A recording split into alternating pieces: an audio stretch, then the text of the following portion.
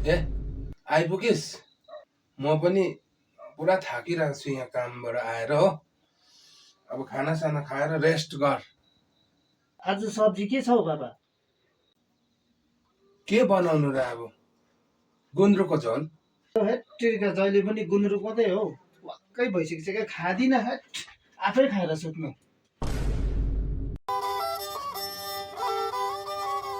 अब तू गया बेटा, अब तू गया। देख तेरी औकात मैं दिखाता हूँ तुझे। देख क्योंकि मैं बहुत दिनों से तेरा खै त्यही भए पनि पस्किदिनु नि बाबा, खानु पर्यो, भोक पो लाग्यो। अघि चाहिँ वाक्कै भयो भनेको होइन। सबै खोलेमा हाल्दे साला गाडु।